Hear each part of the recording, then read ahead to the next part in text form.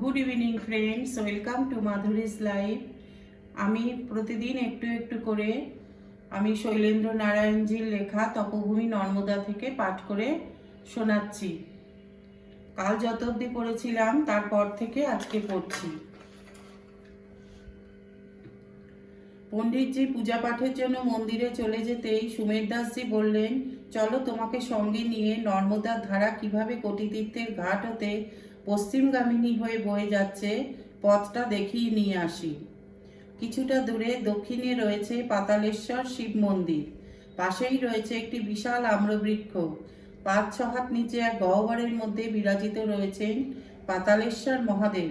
নর্মদা কুণ্ডের সঙ্গে এই গহ্বরের গুপ্তভাবে এক যোগাযোগ রয়েছে। পাতালেশ্বর শিব মন্দিরের পাশেই রয়েছে এক দণ্ডী সন্ন্যাসীর কুঁড়েঘর। তার নাম শ্রীমৎ স্বামী নারায়ণ আশ্রম বিতরাগ। তার কাছে জানলাম যে পাতালেশ্বর মহাদেব খুবই জাগ্রত দেবতা। অনেক সিদ্ধ মহাত্মা সূক্ষ্ম দেহে এসে প্রতিদিনই পাতালেশ্বর মহাদেবের পূজা করে যান। সমগ্র মন্দির চত্বর সুগন্ধে ভরে যায়। আমি যখন পাতালেশ্বর মন্দিরে নারায়ণ স্বামীর সঙ্গে বাক্যালাপ করছিলাম তখন আমার নাকেও এক অপূর্ব সুগন্ধ ভেসে এলো। সন্ন্যাসী বললেন, এই সময় নিশ্চয়ই কোনো মহাত্মার আগমন ঘটেছে। নর্মদার দক্ষিণ দিকে দেখলাম উঁচু উঁচু ঢিবির মতো পাহাড়, ঘোর জঙ্গলে ঢাকা। সুমের দাসজি বললেন, দক্ষিণ দিকে ওই পাহাড়ি অংশের নাম জামনা দাদার। জামনা দাদারের মধ্যেই রয়েছে নকটির জঙ্গল।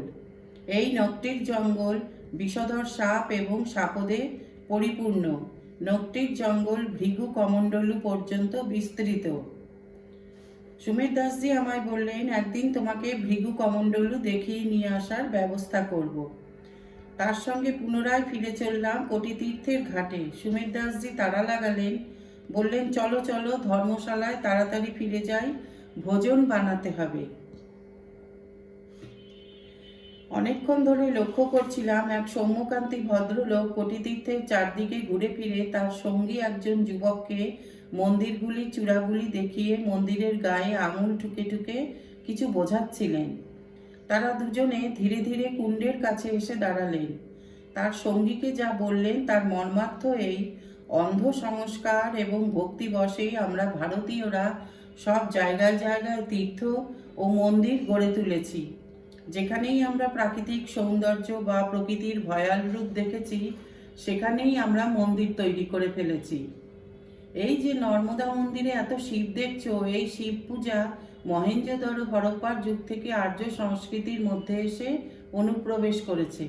শিব আসলে অনার্যদের দেবতা, এই জন্যই বেদে শিব পূজার কোনো উল্লেখই নাই। এই কথা শুনে সুমের দাসজি অত্যন্ত উত্তেজিত হয়ে পড়লেন। তিনি খুব রেগে উঠলেন। ভদ্রলোকের সঙ্গী যুবকটি কড়া সুরে বললেন, জানেন আপনারা কার সঙ্গে কথা বলছেন? ইনি হলেন নাগপুর বিশ্ববিদ্যালয়ের ইতিহাস বিভাগের অধ্যাপক প্রধান। আমি সুমের দাসজিকে চুপ করতে বলে ভদ্রলোককে নমস্কার জানিয়ে বললাম, আপনার মতো পণ্ডিতের কাছে আমি বালক মাত্র।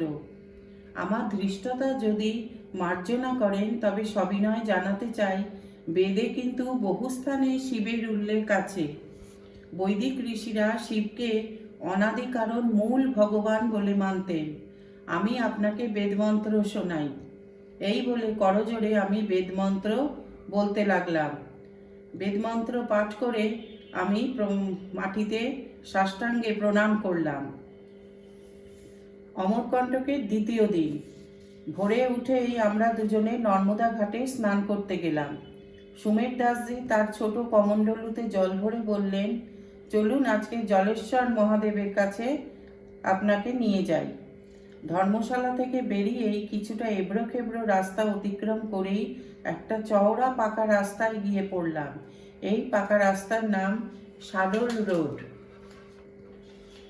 অধিকাংশই চারপাশে কুটির, মাঝে মাঝে দু একটা পাথরের একতলা বাড়িও আছে। পথে কয়েকটা বড় বড় খাটাল চোখে পড়ল। খাটাল ভর্তি বিশাল দেহী কালো মহিষ, মাঠেও বাঁকানো শিংজোড়া নিয়ে চড়ে বেড়াচ্ছে। কয়েকটা রাখাল বালক আছে তাদের পেছনে। রোদের তাপ ক্রমশ বাড়ছে। প্রায় মাইল 5 উত্তর দিকে সাডল রোড ধরে আমরা হেঁটে ফেললাম। এতটা রাস্তার বাদিকে দেখে এলাম ধুধু করছে মাঠ, আর ডান দিকে গভীর জঙ্গল।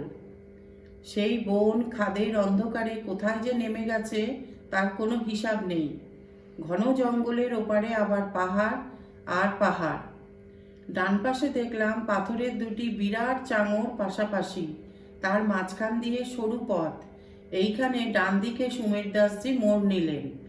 আমি তার পেছন পেছন চলেছি। পাহাড়ি ঢালু বেয়ে সেই পথ নেমে গেছে। ক্রমেই সংকীর্ণ হয়ে আসছে সেই পথ, ক্রমেই কঠিন হয়ে আসছে উতরাই। দুধারে উঁচু উঁচু প্রাচীন গাছ, সেই সব গাছের রুক্ষ বলকল ঢাকা মোটা গুড়ি আর পাথরের চাঙর এড়িয়ে সরু পথ ঘুরে ঘুরে নেমে গেছে। বড় বড় গাছের ঘন সন্নিবিষ্ট পাতা ভেদ করে সেই জঙ্গলের ভেতরে কোনো সূর্যের আলোই প্রবেশ করছে না।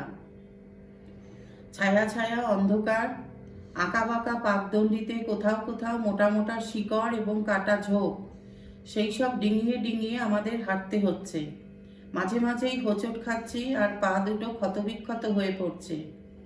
জনপ্রাণীহীন এই নির্জন পথে যে কোনো সময় বাঘ এসে আমাদের ওপর ঝাঁপিয়ে পড়তে পারে। গা ভয়ে ছমছম করছে। এইভাবে প্রায় 1.5 মাইল উতরাইয়ের পথে হাঁটার পরেই পেলাম কিছুটা সমতল ভূমি। তার পাশেই আবার বড় খাদ। বড় বড় গাছের ছায়ায় দেখতে পেলাম ছোট সাদা রঙের মন্দিরটি। দরজার মুখে বৃষভ নন্দী, দ্বার শীর্ষে ঘণ্টা। মন্দিরের চাতালের বাম দিকে ঘেঁষে একটি বড় ইদারা। দড়ি নেই, বালতি নেই। থাকলেও ইদারাটি এত গভীর যে সেখান থেকে জল তোলা আমাদের সাধ্যে কুলাতো না। মন্দিরের পূর্ব দিক ঘেঁষে একটি খিরিস গাছ দাঁড়িয়ে আছে। জয় জলেশ্বর। সুমের দাসজি মন্দিরের দ্বারেই লুটিয়ে প্রণাম করলেন। প্রণাম করেই সুমের দাসজি বললেন, মূল নর্মদা মন্দিরের ঈশান কোণে এই মন্দির। মন্দিরের পূর্ব দিকে যে পাহাড় তার নাম জলেশ্বর। ওই পাহাড়ের পরে যে পাহাড়টি দেখছ তার নাম আজমির পাহাড়। সেই পাহাড়ে প্রায় 1 শতাধিক গুহা আছে। শুনেছি সেখানে নাকি সিদ্ধ মহাত্মারা থাকেন। মন্দিরের মধ্যে বসে আছেন জালেশ্বর মহাদেব মহাকাল। কোথাও কোনো সাড়া শব্দ নেই, পূজারি নেই, ফুল নেই। কেউ সাম্প্রতিককালে পূজা করেছে বলেও মনে হলো না। ধূপ দ্বীপ ফুল নৈবেদ্য শূন্য এই শূন্য মন্দিরে নির্জনতম পরিবেশে মহাদেব বসে আছেন। কালো পাথরের শিবলিঙ্গ, মাথায় কিঞ্চিত চ্যাপ্টা দাগ।